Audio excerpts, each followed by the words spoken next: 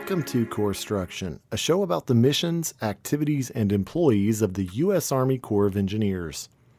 I'm Brandon Parrish. Today I'm joined by Bobby Petty of the Fort Worth District. Bobby is deployed to Baton Rouge, Louisiana in support of Hurricane Ida relief efforts. Bobby is serving as the liaison between the Corps of Engineers, FEMA, and state and local officials at the Baton Rouge Joint Field Office. Bobby has been deployed to Louisiana since the start of the emergency response efforts. First of all, I want to thank you for joining us, Bobby. You arrived in Louisiana shortly after Hurricane Ida passed through the region. So what were your initial thoughts on the ground seeing the damage?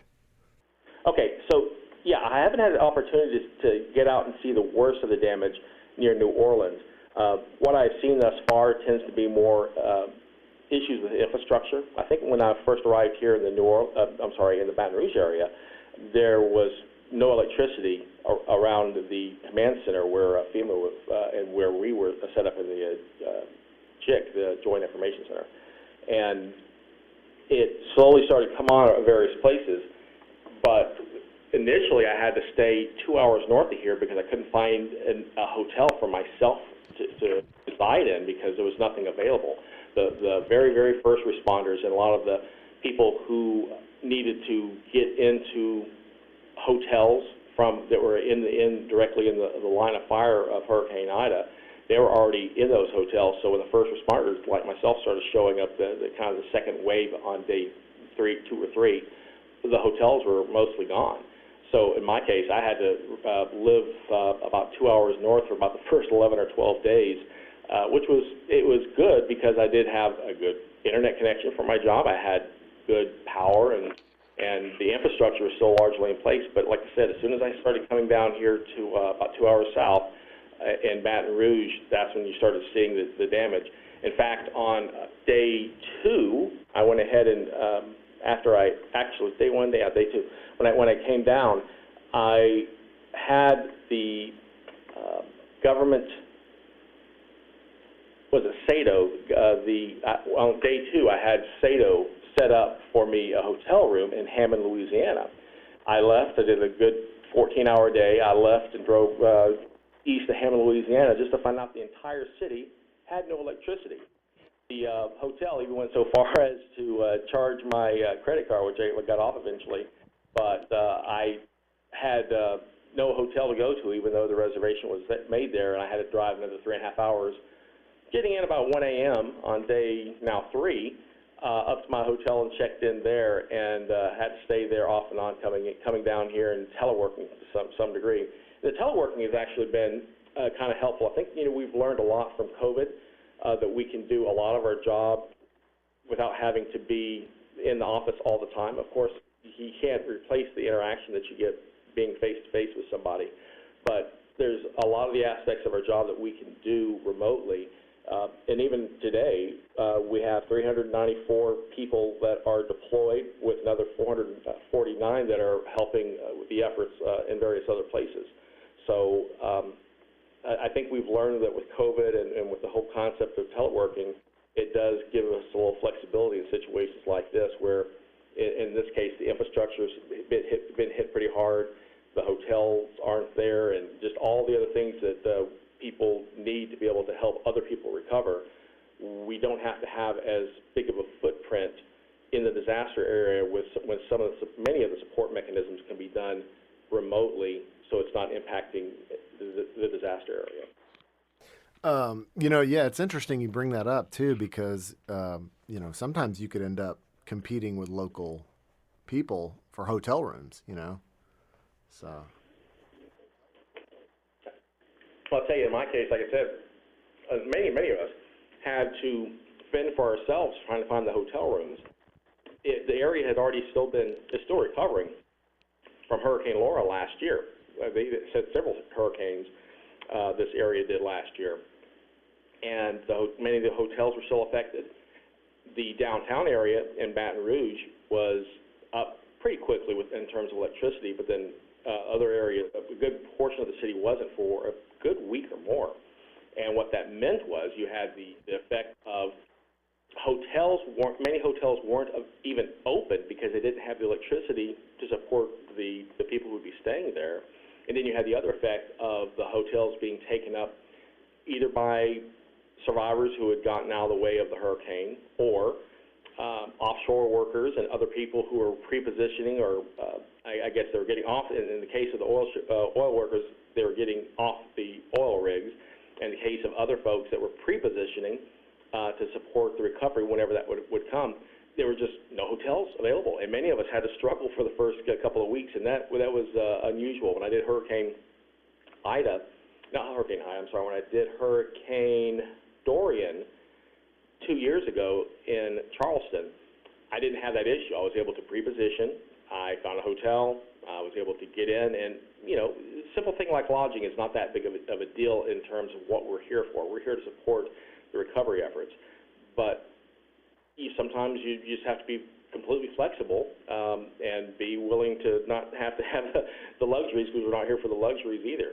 I know in my case, when I left Fort Worth, I think it was late Wednesday night, I made sure that I had everything I could possibly need for up to 30 days. So that includes water, food, a sleeping bag in case I had to sleep wherever, pillows, just really anything. So if I even had to sleep in my truck for a period of time until things got back to normal, or at least they were things that we would normally expect to have in an emergency situation like this, started to get set up for the recovery force that was here.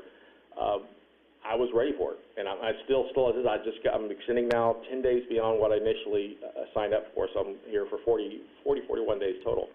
And I have to make sure I have enough medicine. I got to make sure food and everything back home is taken care of. So there is a good deal of planning ahead that has to happen even before we get that phone call to say, hey, can you be wherever in 24 hours? We always have to be prepared. So that's always an interesting line. Yeah, and you got that phone call before the hurricane landed, right? Well, yes. In my case, ironically, I'm in the usual spot. I'm the Public Affairs ESF 15 USACE FEMA liaison. So I'm the interface, if you were, between FEMA and the Army Corps on the public affairs side. And I'm in a course right now with FEMA. It's the top-level course. It's called the Master Public Information Officer course. I was going to finish up actually last week, but I went ahead and canceled. I'm going to be in next year's class to finish up the cohort rather, to finish up the third class. But I was wrapping up my paper. I had a very detailed research paper, 15 pages, and all the other references and whatnot to it that I was wrapping up the night before I got the phone call. And I'm trying to throw this thing together, wrap it up so I can send it off to my instructor, and then start packing up the next day so I can head out in the evening. When I finally got a rental car, that was a little showstopper at first, because we couldn't find rental cars in the Dallas-Fort Worth area at all. The travel agency, the government travel agency, they were unable to find us anything. And I had some local connections, people I knew that knew people that could get me a car, but I even had to wait a whole day just for a car so I could then drive out here for the month and be able to go wherever I needed to go. And sometimes when you're in a disaster and you're close to the disaster, you just have to be flexible and take what you can get. So that's what I did, and as soon as I got the car, I drove on out here. And literally on the drive out, I didn't even know where I was going to be staying. I live in Fort Worth. I left at about 4 p.m. that day, kept driving eastward, and finally we decided for me to settle down in Lafayette, and I called ahead, got a hotel maybe 30, 45 minutes prior, parked in there, pulled everything out of my truck that I didn't want to leave in the truck overnight, took it up to my room, got 6-7 hours of sleep, and then headed back out to try to drive the rest of the way down to Baton Rouge, where I am now. So have you guys got a total of the damages to the area in terms of the financial impact that the hurricanes made? Well, yeah. Well, Hurricane Ida was interesting in that it not only affected the Louisiana Mississippi coast, but it went all the way up and affected the Northeast as well. I think I read recently that just in the Louisiana area, the damages are probably around 18 to 20 billion dollars. And when you throw in what was also how it was affected up in the Northeast as well, it's looking anywhere, I see on the low estimate, 40 billion, on the high estimate, 80 to 90 billion. So it's, I believe, the sixth most costly storm in U.S. history, which is pretty significant. It didn't seem like it was that big of a deal, but it really was in terms of how it affected two ends of the country, and caused a lot of damage, even though it was a level, I think it was a Category 3. So, yeah, it caused a very good amount of damage. As a liaison, you're the sort of a communications hub, but an information hub between states, federal agencies, municipal authorities. From your perspective, what is that like being sort of in the center of the ring with different questions coming to you from different locations? What I see my role is passing information back and forth between agencies to help people out in the field that need help, our workers, as well as, of course, the survivors that we're trying to help. FEMA has certain things that they obviously do. So does the Army Corps. We specialize specifically in infrastructure recovery. In order to get that information back and forth so we can then help the public, because we have information in terms of infrastructure. I'm thinking like power, thinking like particularly the Blue Roof mission that we have ongoing right now. Getting that information back and forth, and then getting the information from the Army Corps to FEMA, that's important. And then also having an ear to what FEMA is doing and seeing how we can multiply and magnify their efforts and how they can magnify our efforts. I might hear occasionally some information that I think, wow, that could be really useful if the commander knows. And sometimes the commander doesn't know, but oftentimes he does. But when he doesn't, it's really, really helpful. He's really thankful that he has, I guess, a conduit or someone who's listening in on to what FEMA's doing, so that way we don't get left out of something that's important that they're doing in a way that we can assist them. Yeah, that's when that whole what do I know, who doesn't know, and have I told them question comes up. Well, yeah, I mean, a good example of that is right now with the Blue Roof mission. The Blue Roof mission, the sign-up for it ends on September 30th, as we're talking right now. Generally, those things are extended. We know that there's various deadlines that the state is in the process of asking for, and that's the way the process works. The state has to ask for the emergency declaration to begin, and then also has to ask for the extensions. FEMA, then, it's up to FEMA, and I believe the president, to accept or deny the request, but normally, especially the first time that happens. Well, I went ahead and, because my connections with plugged into FEMA and plugged into the state of Louisiana, I sent a little, I'm going to say, reminder out to my counterpart at the state DHS or Homeland Security communications director, saying, hey, I'm sure you guys are tracking it. As a courtesy, though, I'm just letting you know that the deadline for the Blue Roofs, because it's a different date than other dates, expires on Thursday, the 30th of September.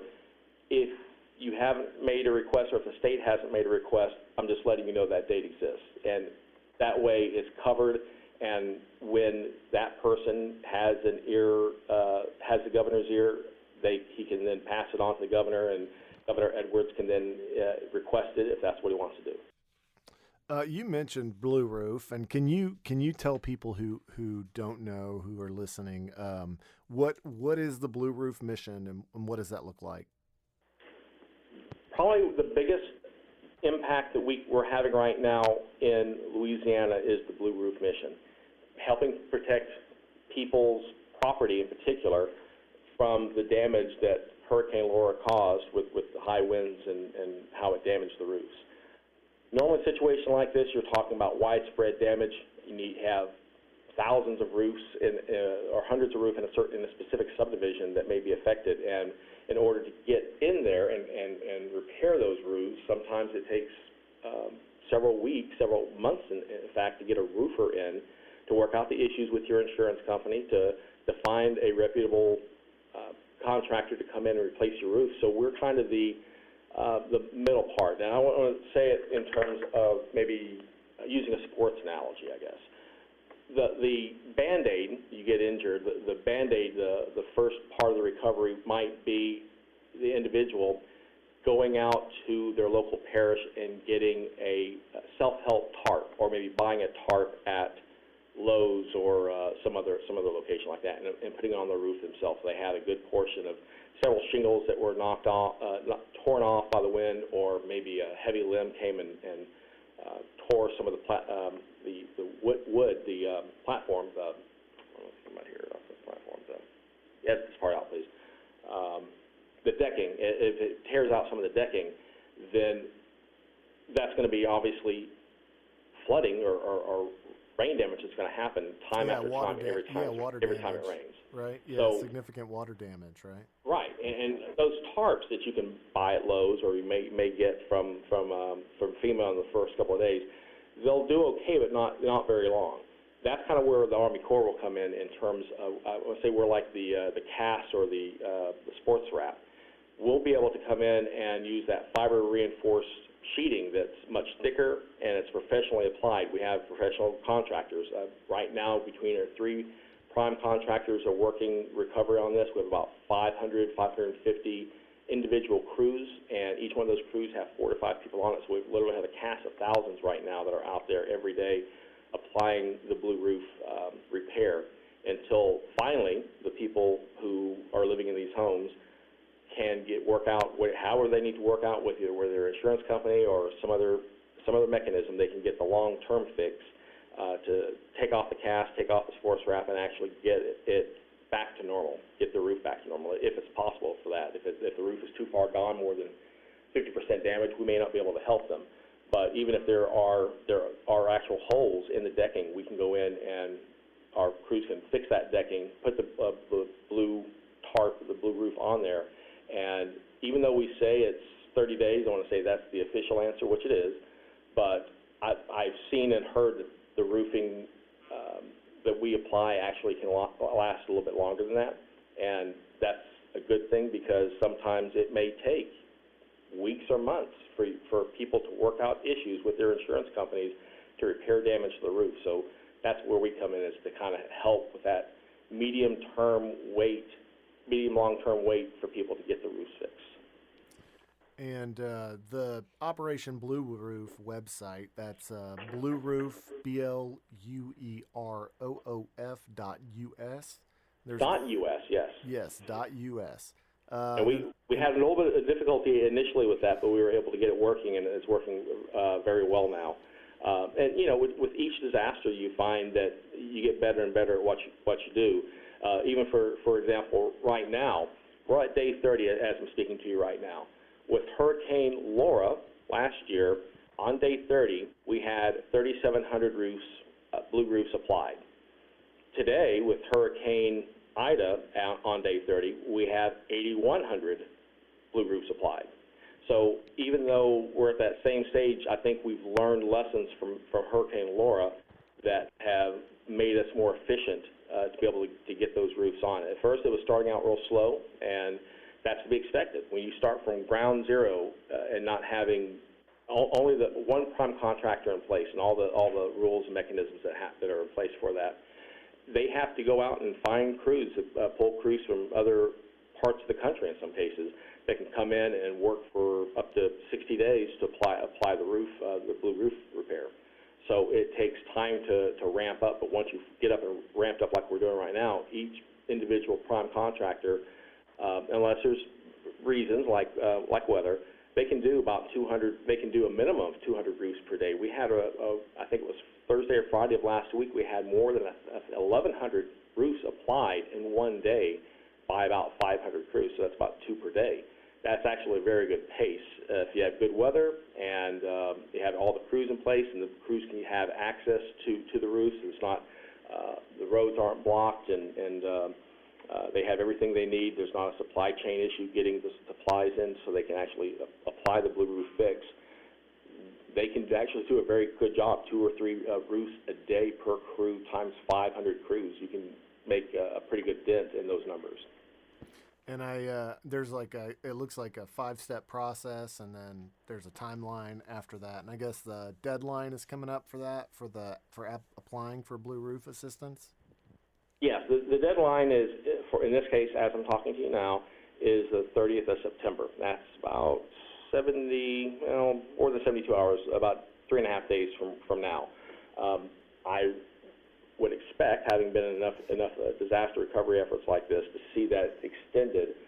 But even though if it's not, we are still, from the public affairs side of the Army Corps and working through FEMA, we're treating it as if that is the deadline, 30th, 11:59 p.m. on Thursday, September 30th. That is the last minute you have to get in there and make that request.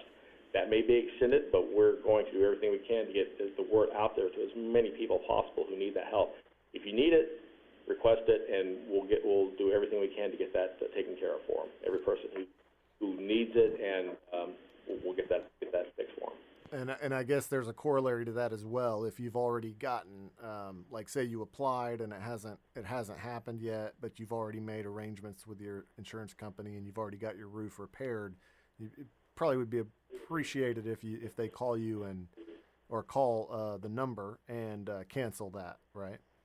Well, one thing that was really helpful right now is going through and explaining, I guess, the process to people, but also adjusting our numbers so they can actually see the progress that we're doing. As we saw the numbers start off initially, in the first 3 days, we had nearly half of the total number requested. We have, at the time I'm speaking to you about, 64,000 total requests. 31,000 of those came in the first 72 hours after the Blue Roof program was activated. And what we found is that a fair number of those people, not all, but a certain number of people made those requests when they were in hotels safely evacuated from their homes, and they assumed that they would have damage. Well, they were able to get back in 2 or 3 weeks later after the electricity came back on, after the roads were cleared. They went back home and said, hey, I really don't need damage. Or they may have been able to work out something with their insurance company, or any other number of issues. There may have been duplicate requests because people didn't know quite how the process works. So as we have gone through and validated those numbers, what we found is that the total number is about 1/3 more than the actual validated numbers. So again, as it is today, it's about 40,000 validated requests, and our goal is to make every one of those blue roofs, or every one of those damaged roofs, get a blue roof, get them fixed, so people can continue to find those options, either self-help, repair it themselves, find a roofer, whatever they need to do, work out with their insurance companies, and that takes time. So we'll continue getting those roofs on to help people. And one of the other missions that are for the PRTs is temporary power, emergency power. You guys are 100% of installs. Can you quickly talk about how emergency power works with the generators? Well, a good example of that, my fiance, she works at a hospital. I know every major hospital is going to have an emergency generator because you never know when the power's going to go out, right? Well, I remember driving out here, I heard several hotels in various cities where when the lights went out, the generator did not kick on. So you have dozens of people, hundreds of people sometimes, that may be very, very dependent in those hospitals that need the electrical power. And it may be difficult because the generators are large. They may have some other issues, other damage to the grid that leads into the hotel, the hospital. And because of that, they need support now, not 5 days from now, 10 days from after the disaster happens.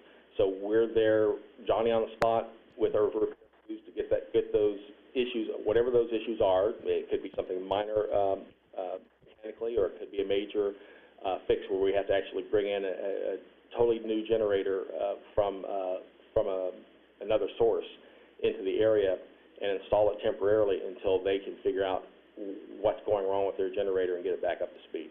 So the generator use that we do isn't associated for personal use. It's normally going to be for something that is a critical issue, like a hospital. So, and then you've done you guys have done some infrastructure assessments, and I think there's 165 with some water assessments and wastewater assessments. Yeah, when you have disasters like this, you're going to have any number of things that are affected in terms of water supply, wastewater that may be damaged in some way. I don't think we actually have this mission, but I know that in times past we've gone out and done bridge and trestle inspections that you may have damages from debris that's in a river that may flow downstream, hit the piers, the uprights, and it's unknown if those structures are safe for the public to use afterwards. So we'll go in and any number of whatever the request is, whatever the needs are for the state, they'll let us know, and then we'll find the expertise within the Army Corps to get out there, figure it out, and assess for the state to say, yes, this is safe, or no, it's not safe. We need to do something. You need to do something, or we'll try to help you as best we can to make it safe so we can get that part of the infrastructure up and running again. I noticed also there was a bit in the infographic that you part of creating. And one of the things that was affected was navigation. I'm assuming on the Mississippi River there. Can you talk about that, how it was impacted, and where we are with getting it back up? Well, I saw initially when I got here, I was still learning the job and spinning up real quick, but I was noticing that in the first couple of weeks, they had issues getting, that is not I guess everyone, the whole team. We were there supporting the interagency efforts to reopen the Mississippi and other waterways, and you can imagine that there's a lot of infrastructure or a lot of carriage that's going up and down the river like that. And if you have it blocked, like at one point there was a major power line that I remember that was blocking a good portion of the Mississippi and made it unusable. So remember we had the issue a few months ago where we had part of the Suez Canal that was blocked, and it just caused a havoc throughout the world's cargo shipments. We kind of was going through that for a short period of time with the Mississippi, where you had all these boats and all this cargo that was wanting to go up and downstream, and they couldn't because it was unsafe. It was unsafe because of the power line that they saw. They eventually, basically the state, I think, I forget which agency it was, they went in, they explosively made the power line break in such a way that it would fall into the water. They were able to confirm where it was. I'm pretty sure that either the Coast Guard, I know the Army Corps also has various Z-boats and things like that where we can go in and take pictures of the bottom of waterways to see what kind of debris there is, to see if there's been shifting in the silt to maybe make the channel not as deep as it was before. So we'll go through and we'll check to make sure there's no obstructions and that the waterway is as deep as it was. So when everyone has the A-OK, they can start going up and get that waterway open again. I remember just for a couple of days after that, before it's fully open, they were only allowed for like one boat at a time in and out, and it was daylight only. And then it finally got to the point where it is now, which is fully up and running, and the Army Corps was part of that to be able to get that happen in a quick fashion. A lot of people don't probably understand how that works as far as, when we come out, we're requested. So can you kind of talk about the ESF and how that framework works and what the Corps' role is as it relates to FEMA and the state and local community? A lot of what you see in disaster recovery is governed by the Stafford Act, and there's other bits and pieces of various parts of the legislature that's out there, but I want to say that's kind of the governing document. FEMA has run of that, but normally what you'll see that happen, either depending on the level of disaster, and every disaster is different.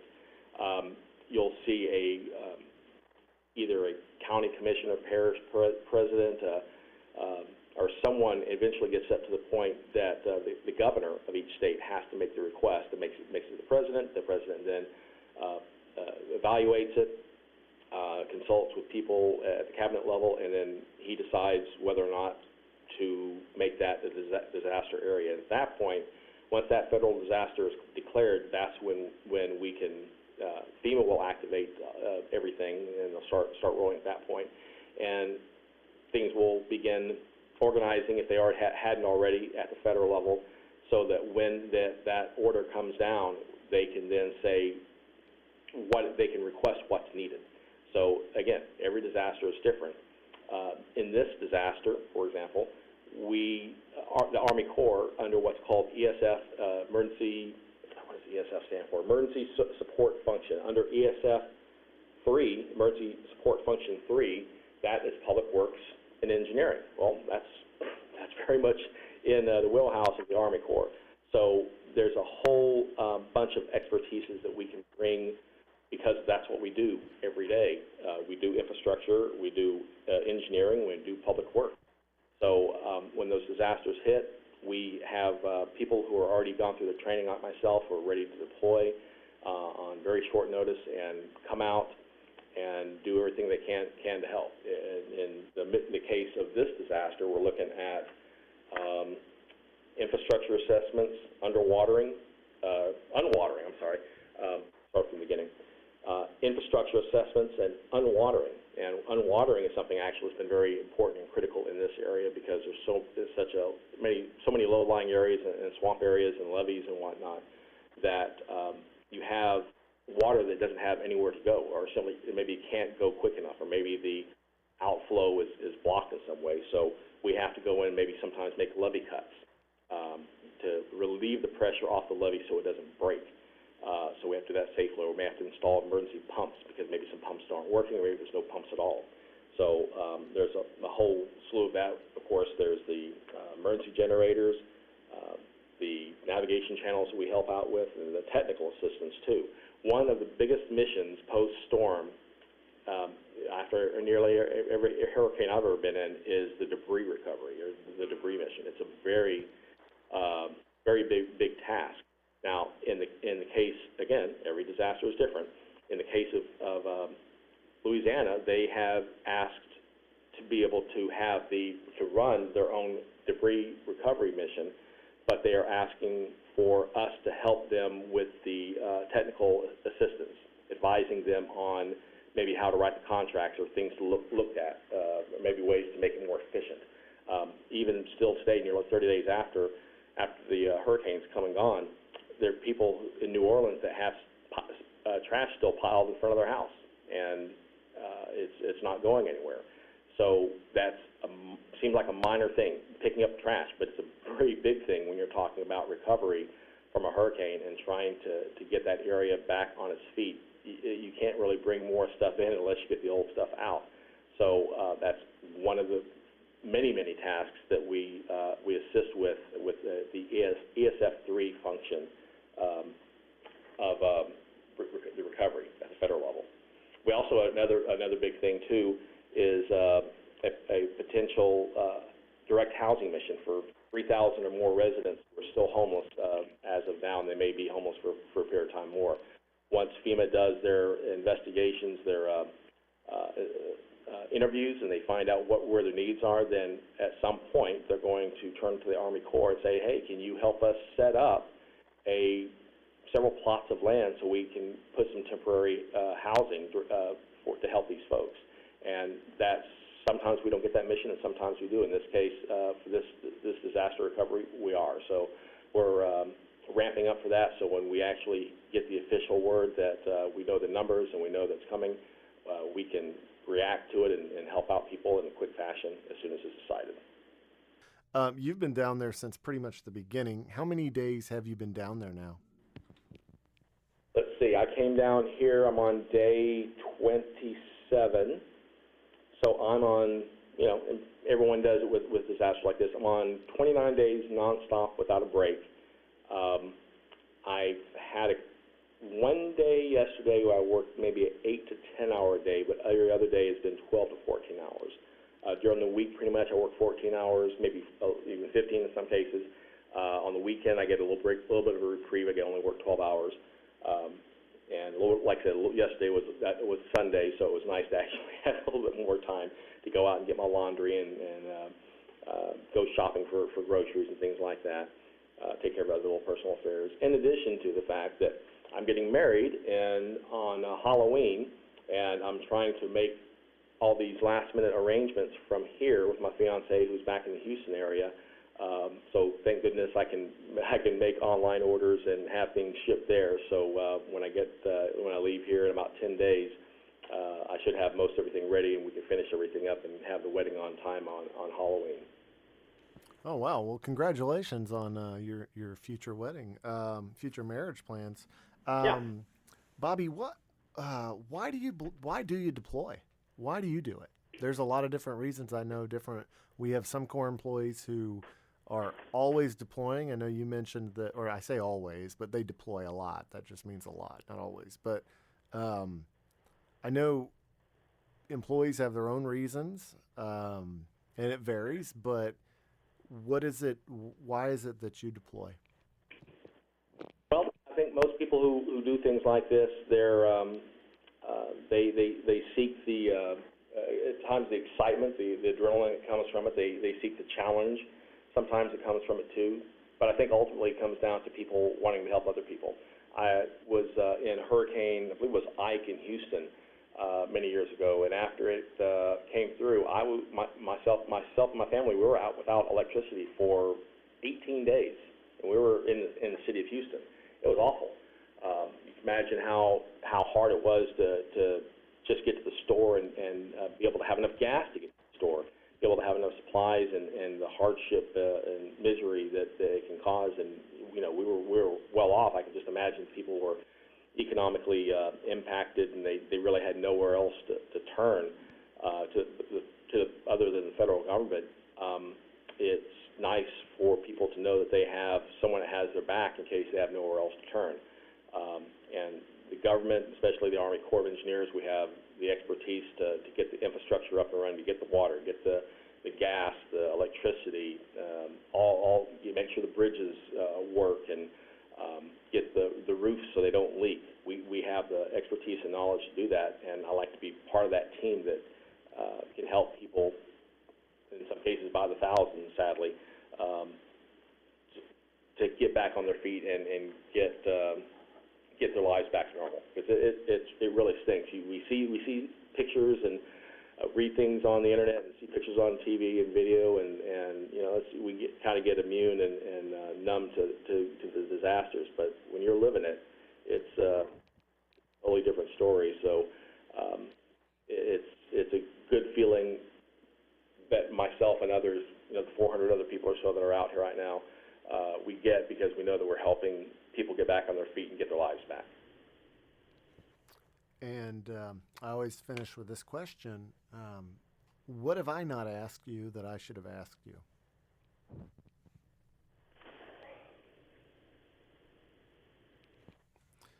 I always finish with this question. Were you just thinking about it? My bad. Yeah, I was thinking.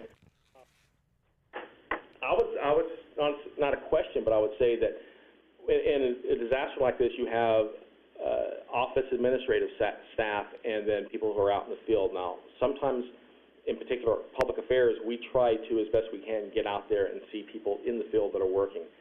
We have, I think, 6 or so public affairs people out that are here in the area right now, and half of them are out in the field with their cameras and trying to tell the story of the men and women that are out in the field, helping the contractors, literally the cast of thousands that are out there repairing roofs with the blue roof tarp that we have. So I would say, as best you can, try to get out and talk with them too, not just the public affairs folks, but the people who are out in the field, because you have a lot of people who are doing just a lot of different stuff. I'm just one small part of that. There's hundreds of other people that have put their lives on hold and are kind of going through misery that they don't necessarily would have coming to them because they're not from this area, but they're willing to go through it so they can help others. So I mean, when you get a calling like this, I think it's nice for us, you as a public affairs person, me as a public affairs person, to tell their story so people can see what we're doing to help others. And hopefully that spirit will reach out there so other people who maybe aren't in that, don't have that ability to help, they can find other ways to help if they can. Or certainly pay it forward, and so when the disaster that they can interact with or help with, they are there to respond and help, just like we are right now. Well said, Bobby. And, for those of you who are listening, Bobby has agreed to try to find me some additional people to highlight out there who are out in the field, and hopefully we can bring you a few of those stories in the next several weeks. Bobby, thank you for your time. I know you are busy down there, and for you to be able to take 45 minutes to an hour to spend talking to me, I just want to say thank you very much. And I know that the people who are going to listen to this will appreciate hearing from your perspective what's going on down there. Awesome. Thanks so much for your time. And I'm just one person. I'm with everyone else here, and I'm glad to be part of this team that are working 12, 14 hours to try to help other people that need help in the southern Louisiana area. Thank you. Yes, sir.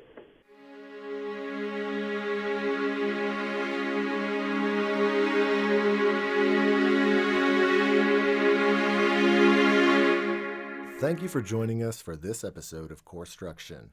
Corpstruction is a production of the Tulsa District U.S. Army Corps of Engineers Public Affairs Office. If you've enjoyed this episode, please consider liking and subscribing, or comment below. We'd love to get your feedback to find out how we can give you better information. You can learn more about the Tulsa District by visiting us at www.swt.usace.army.mil. You can also find us on social media at USACE Tulsa, all one word. Thanks for joining us. Have a great day.